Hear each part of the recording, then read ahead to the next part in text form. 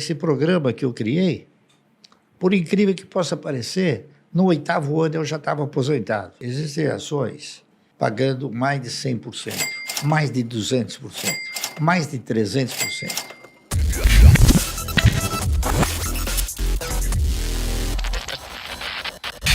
Em 1970, 71, foi uma época em que a economia passou a exercitar uma forma mais real, não é isso? E, nessa ocasião, a maioria dos fundos de previdência privada começaram a quebrar. Então, eu comecei a ficar, assim, eu diria até preocupado, né? Se os fundos de previdência privada quebraram, até que ponto uma previdência sustentada pelo Estado poderia me proporcionar uma renda mensal digna, não é isso? No futuro. Então, eu comecei a pensar no futuro. Então, eu fui buscar uma outra fonte de previdência, uma outra fonte. Eu não tinha a convicção de que as ações pudessem representar essa sustentabilidade. Eu tinha esperança. Então, o que eu fiz? Eu realizei o trabalho propondo ao cidadão comprar 1.000 ações por mês da CESP. Então, eu fiz o trabalho, fazendo uma tabela, né, mostrando o primeiro ano, o segundo ano, até o 30º ano. O que aconteceu? E aquele trabalho mostrou uma coisa interessante. No 8º ano, você já não precisava tirar dinheiro do bolso para comprar. Os ganhos, eles eram suficientes para suportar as compras de 1.000 ações por mês. O que era um negócio que eu não sabia, fiquei sabendo porque eu fiz o trabalho.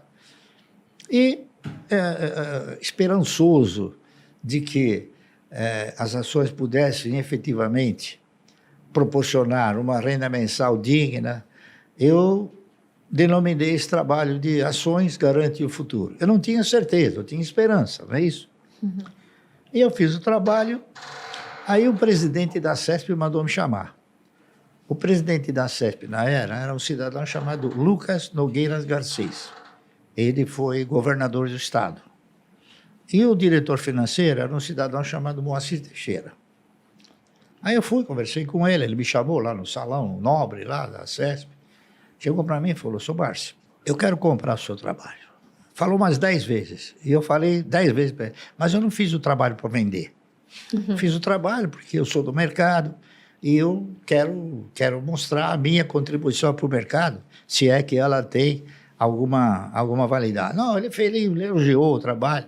Até que no fim eu cheguei para ele e falei assim: "Me diga uma coisa, para que o senhor quer o trabalho?" Ele falou: "Eu quero o trabalho porque eu vou editar esse trabalho." Eu peguei o trabalho e falei: "Não precisa me pagar nada."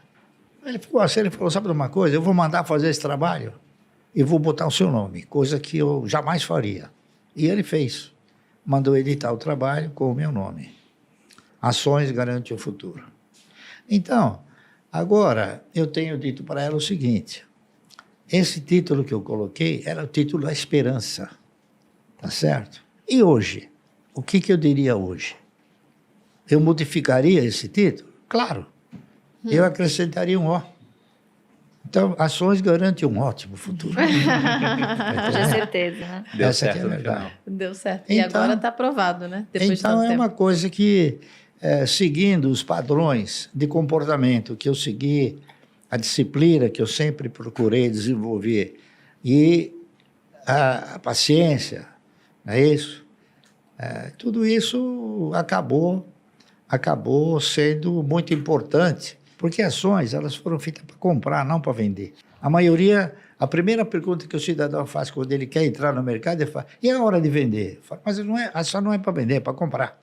Talvez nunca tenha hora de vender. Porque, veja bem, é um contrassenso você imaginar que você vai formatar uma carteira de renda mensal, comprar as ações para que essa carteira possa sustentar uma renda mensal. Se você quer uma renda mensal, por que você vai vender? Senão você elimina a possibilidade de uma renda mensal. Você está vendendo a vaca leiteira, né? Você está querendo simplesmente exatamente. viver da picanha, então e não do leite. Isso aí não é nenhuma... Eu não sou nenhum sábio. Ao contrário, eu sou um estudioso, isso sim. E isso fez com que as coisas evoluíssem. Então, esse programa que eu criei, por incrível que possa parecer, no 8º ano eu já estava aposentado. Não com os valores de hoje, mas, claro, já acenava para uma que eu não precisava mais trabalhar. Para manter o estilo de vida que você tinha na época. Já estava suficiente. Que é o mesmo de hoje. Eu acho até uma curiosidade isso, porque você já é um investidor pessoa física da Bolsa, tem um patrimônio bilionário, ganhou, como você disse lá em 2021, 1 milhão em dividendos por dia, e isso vai sendo corrigido ao longo do tempo, vai ficar maior, até porque você pega esse dinheiro também, não é para simplesmente gastar, compra novas ações, vai montando a bola de neve, e até hoje tem um estilo de vida muito humilde. Você nunca aumentou demais o padrão de vida? Não, porque eu tenho um padrão ótimo para as minhas pretensões. Discutir padrão de vida é um negócio interessante. Por exemplo, você tem aqueles que são escravos do ego, e são aqueles que controlam os egos, né? Eu controlo os egos, não sou escravo do ego.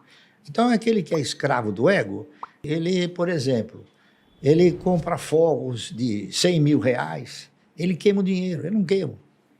Está entendendo? Uma coisa que eu achei até curiosa, você vinha para o escritório de metrô antes da pandemia. Não, eu vim muito tempo de metrô, porque era uma recomendação médica. Tá para caminhar, era isso? Para caminhar, para andar, né? E a única maneira que você tem de andar é ir até o metrô, vir, você se misturar com o povo, né? É que aí ela começou a me produzir de uma forma muito intensa, e eu comecei a ficar com um problema. No metrô, a turma, seu Márcio, eu quero tirar uma fotografia. Então, aí eu precisei... A fama tem seus preços. É isso aí. Mas foi até um ponto interessante você citar essa questão do INSS, porque há pouco tempo o pessoal da Portfel, que é a consultoria que a gente tem de investimento lá dentro do Grupo Primo, eles fizeram um post justamente pegando essa comparação entre você investir o seu dinheiro durante o período de 40 anos ou pagar a previdência pública durante 40 anos. E não é um ou outro, porque se você trabalha e não contribui com a Previdência, isso pode ser enquadrado até como crime de sonegação previdenciária. Então, é um imposto, você é obrigado a pagar. E aqui eles colocaram, né, a contribuição para o INSS de 350 ou investir 350 de maneira mensal em algo que tem uma taxa de retorno de 10% ao ano. E tem muita ação pagando 10% de dividendos agora durante esse período. Ou mais, né? Ou até mais. O resultado no INSS é que você, após 40 anos, iria se aposentar ganhando 3 mil ao mês.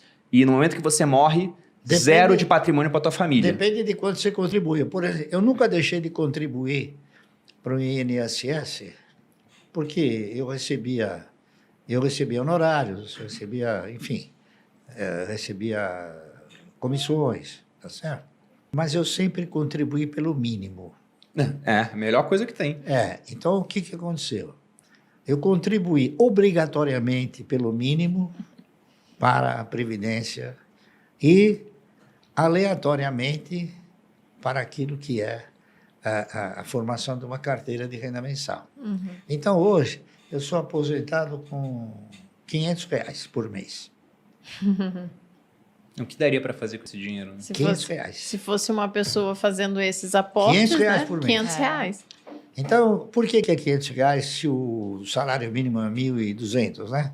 É que eu recebo 1.200 para pagar 700 de INSS. Porque eu recebo honorários, não é isso? E ainda pago INSS. Quer dizer, então, ainda sustento alguém.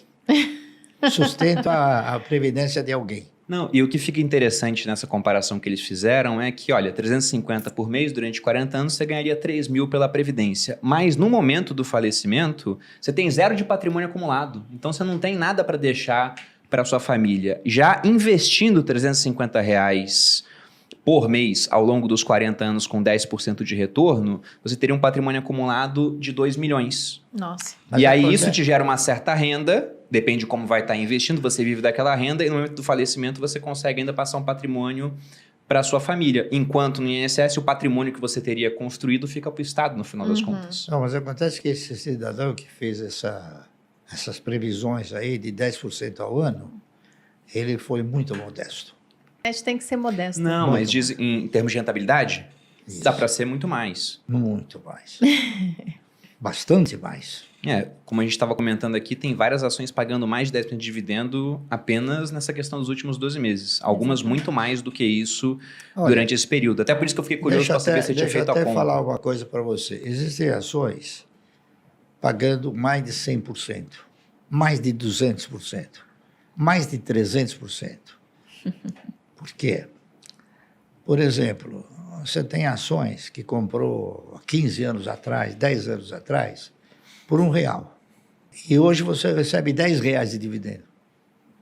O teu custo é R$1. Sim, já ficou lá para trás. Então, se você não compra mais, o teu custo, o retorno é muito superior. Não é isso? Que é o yield on cost. É que isso que você está falando é se você comprar agora, já. Uhum. Mas se você olhar para um pouco do passado, por exemplo, eu tenho ações que eu paguei 25, 30 centavos e ela já me pagou R$20 de dividendo. Quanto é isso aí? Não, é 100 vezes mais. 300, 400, 500, 1000% a mais. Então, por isso é que o ganho obtido através de ações, ele é imprevisível se você for um investidor. Depende do resultado da empresa, depende de uma série de fatores provenientes da empresa. E uma empresa que tem um histórico de ter um bom aproveitamento do seu parque fabril, tem um bom retorno, tá certo? Em termos de receita, gera riqueza, distribui essa riqueza, ela é uma empresa que vai sempre ter o quê? Uma condição sustentável para te devolver proveitos. Então, é isso que tem que olhar, entendeu?